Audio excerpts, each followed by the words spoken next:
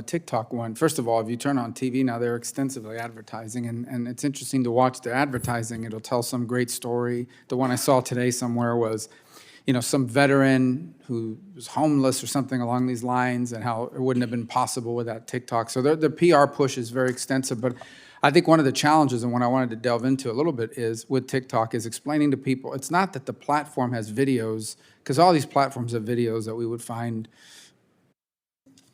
unproductive at best, offensive and destructive and so forth at worst and so forth. It is the data and how it flows. So basically, like any other platform, in order for it to work, it has to have an algorithm, a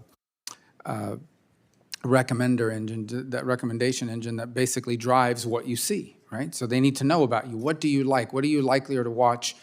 In essence, the ultimate goal is to predict what you would want to buy if you knew about it. And even though you don't know you need it, you will determine that you need it once you see it. That's the design of it. And to do that, it has to collect massive amounts of data.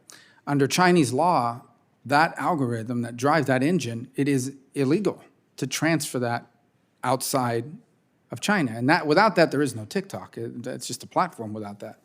So what people don't understand is it doesn't matter who owns TikTok. What matters is that algorithm is incredibly powerful and continues to work. That's what matters.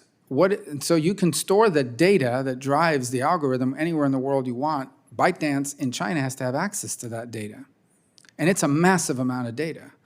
I'll tell you that on a couple of my devices, I have a security feature on it, and it is constant. I mean, I'm just going on regular news sites and things of this nature. It is constantly popping up malicious block, TikTok blocks. If you open up, what is the malicious block?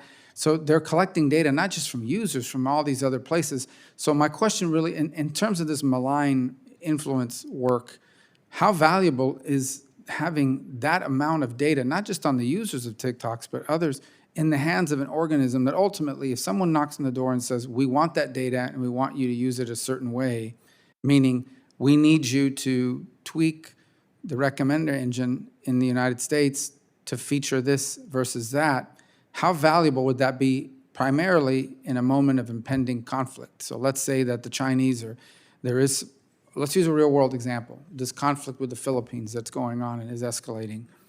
And they decided that they wanted to turn that data to get people to pressure public opinion in the United States against support for the Philippines. How valuable is that data? I mean, is there anything comparable in the hands of any government in the world that's able to unleash this social engineering mechanism against a potential adversary?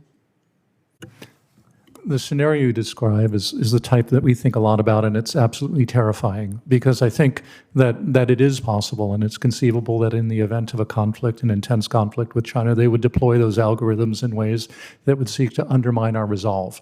Absolutely. I am not aware of any other comparable set of data, and in particular, what is arresting is in the last several years, China's adopted data security legislation that is designed to ingest all of the world's data as much as it can and not leak any of it out. China and Xi Jinping in particular is trying to create the largest repository of data in the world so that it is available for whatever purpose the CCP would like to use it for. We need to be alert to that. It's a one-way street. For those who are talking about older metaphors, maybe Hotel California. It's a little newer than Casablanca. But. I would just add to that is that I think what you described, Senator Rubio, it's not just about the intelligence law or the data collection law. It's about how the CCP operates. And the CCP operates like a mafia.